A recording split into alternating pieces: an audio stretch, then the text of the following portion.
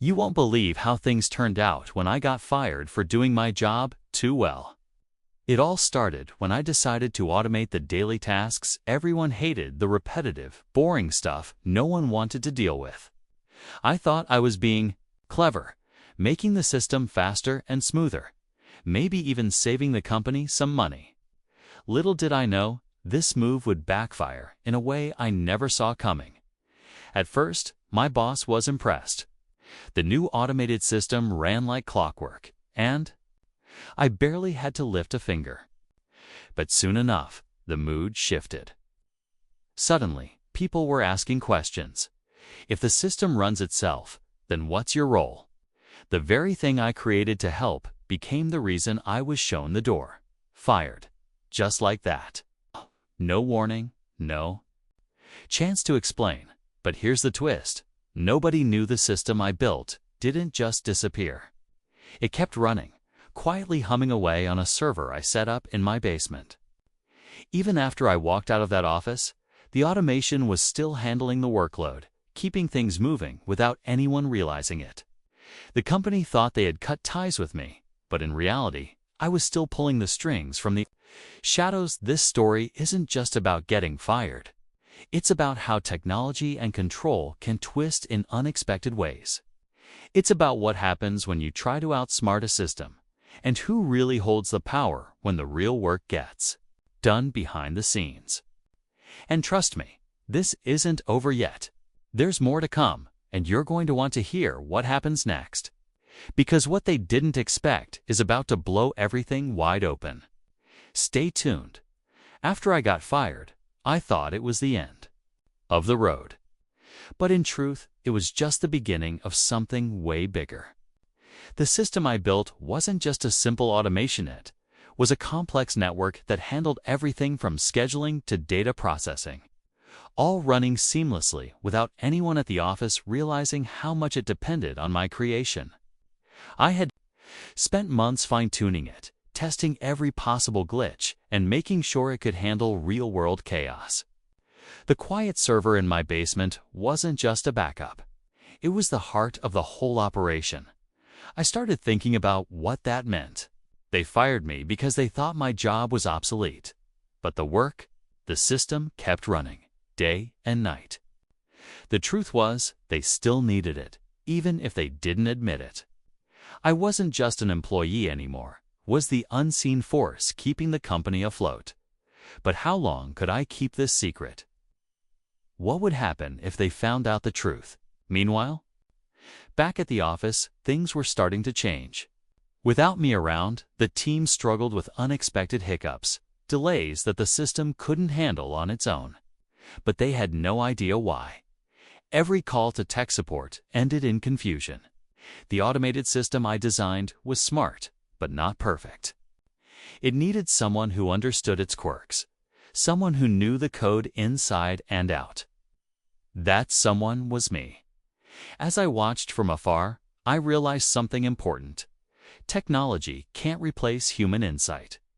No matter how automated a system is, it still needs a mind behind it. And that's where the real power lies. The company thought they'd gotten rid of me, but they didn't realize the real game had only just begun. I'm still running that server today, and what happens next could change everything for me and for them. But for now, the question remains, who really holds control when the line between man and machine blurs? The answer is coming. After I got fired, the company started feeling the cracks in ways no one expected. At first, everything seemed fine. On the surface, the automation system was still running, but without me there to oversee it. Small issues began creeping in, little bugs that slipped through, tasks that piled up or got delayed. The people at the office were scrambling, but they couldn't figure out why the system was acting up. I watched it all unfold quietly from my basement, realizing just how fragile their setup really was. Meanwhile, my former coworkers were divided. Some blamed me, saying I made things too complicated, that the automation was a threat to their jobs. Others started whispering about how much easier things had been when I was around, when the system actually worked right. There was tension behind the scenes, resentment mixed with uncertainty. People wanted to find someone to fix the mess, but no one had the knowledge I did. On my end, it wasn't just about watching them struggle. I felt a strange mix of anger and responsibility. I'd built this system to help, to free people from tedious work, not to get fired over it. The basement server became my secret base, my way of keeping control, but also a reminder that I was stuck outside the game now. I knew if I reached out, they'd shut me down immediately. But if I stayed quiet, things could spiral out of control. Then came the unexpected, a message from someone inside the company, an anonymous email hinting they knew more than they should. Someone was watching, someone curious about why the system was still running without me. It was clear the company was starting to dig beneath the surface, and the longer this went on, the more dangerous it became for them and for me. The line between control and chaos was getting thinner every day. The system I created was still alive, but how long could it survive without its creator? And what would happen when the truth finally came out? The story was far from over, and the stakes were only rising. Days turned into weeks, and the tension kept building like a storm ready to break. The company's tech team was growing desperate, trying to patch problems they didn't fully understand. The automation system, my creation, was supposed to be foolproof, but without my hands guiding, its glitches multiplied. Important data wasn't syncing right. Deadlines slipped by unnoticed. And the quiet hum from my basement server was the only thing keeping everything barely afloat. Yet, no one at the office knew that secret. Then the emails became more frequent and urgent. The anonymous messages hinted at knowledge of the basement server, the hidden heartbeat of the entire operation. Whoever was reaching out was clearly digging deeper. And I realized I wasn't just watching a system malfunction anymore, was watching a slow unraveling of control. The company thought they had erased me, but in reality, I was still very much in the game. The question was how long I could stay hidden before everything exploded at the same time. Inside the office, the pressure was mounting. My former coworkers were frustrated, and the higher-ups grew impatient. Whispers turned into accusations. Who's really running this system now? Is it even safe without its creator? The fear of losing control became real, and decisions were being made in shadowed meetings. The automation that was supposed to make their lives easier was now the biggest threat they faced. I felt the weight of it all. The power I held was invisible but undeniable. Could I reveal myself? Should I?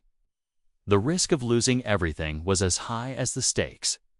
But staying silent meant letting the system and maybe the company collapse. The tension was unbearable. The countdown had begun, and soon. The truth would no longer be something I could keep to myself. What happens next will change everything. The moment of reckoning is closer than anyone thinks. Just when I thought things couldn't get more complicated, the unexpected happened. One night, as I was monitoring the basement server, I noticed something strange: unauthorized access. Someone was logging in remotely. Someone with more than just curiosity. It wasn't just the company digging around anymore. There was a third party involved, and they weren't there to help. My heart raced as I realized the system I built, the one running quietly from my basement, had become a target. This new threat wasn't just about lost control or being fired. It was about someone trying to take over the automation entirely. Whoever was behind the access had the skills to manipulate the system, to change how it worked, maybe even shut it down or worse, use it against the company. Suddenly, the stakes were way higher than I imagined. It wasn't just my job or reputation on the line. It was about protecting what I'd built from falling into the wrong hands. At the same time, the anonymous messages from inside the company became more urgent, almost desperate. Someone was trying to warn me, but without revealing their identity. It was like a game of cat and mouse, with trust nowhere to be found. I started questioning everything. Was this insider working for me or against me? Was the company hiding secrets bigger than my automation? The whole situation was turning into a maze with no clear exit. As the tension rose, I knew I had to act, but how? Reaching out risked exposing the server and losing everything. Staying hidden meant letting the intruder get closer to taking control. The balance was breaking, and the fallout could be disastrous for everyone involved. The system was no longer just a tool. It was the battleground, and the war had only just begun. What happens next could change everything for me, the company, and the mysterious forces lurking in the shadows. The night everything came to a head was unlike anything I expected. After tracking the unauthorized access for days, I finally traced it back to someone inside the company, a trusted colleague I had worked closely with. The betrayal hit hard. They weren't just curious. They were trying to seize control of the system for their own gain, hoping to leverage it to climb the corporate ladder. I realized the fight wasn't just about technology, it was about power, trust, and survival. I knew I couldn't let this happen. I devised a plan to take back control without exposing the basement server or putting the company's entire operation at risk. Working quietly behind the scenes, I created a digital trap within the automation, fail-safe, that would lock out any unauthorized user while preserving the system's core functions. It was risky, but I had no choice. When the intruder tried to breach the system again, they triggered the trap. Their access was cut off, and the system stayed secure. I sent an anonymous tip to the company's leadership, revealing the betrayal and the risks they faced, but leaving out my own role. The company scrambled to fix the internal leaks and stabilize the automation, realizing how much they had underestimated the system and me. Just when I thought the storm had passed, the final twist hit. The basement server suddenly went dark. I rushed to check, heart pounding. But it wasn't a failure, it was a message. The system had been programmed to switch to a backup location, a secret server I had hidden even deeper, one no one could find. I hadn't just automated my job, I'd built an insurance policy, a way to stay one step ahead no matter what. The company thought they had won by firing me. But the truth was far more complicated.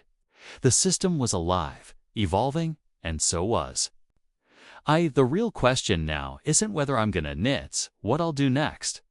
After the system switched to the secret backup server, I finally felt a strange mix of relief and control. The company was left scrambling to understand what had really happened, why their automation was still running flawlessly despite my absence and the internal chaos. They never found the hidden server or connected all the dots, but I knew the truth. The automation wasn't just a tool anymore. It had become a legacy of everything I had built, carefully designed to keep going even when I wasn't there. In the weeks that followed, the company stabilized, patching their internal leaks, and finally admitting they needed experts who truly understood the technology, not just quick fixes. My former coworkers reached out with mixed feelings, some grateful, some still unsure about what had happened. But I had moved on. The experience taught me a valuable lesson about trust, control, and the human side of automation. This whole journey wasn't just about technology or getting fired. It was about how we adapt when the world changes faster than expected. Automating my job wasn't a mistake, it was a step into the future, even if the company wasn't ready for it. And sometimes, when you take risks, you have to be ready too. Hold on to the pieces that matter most, even from the shadows.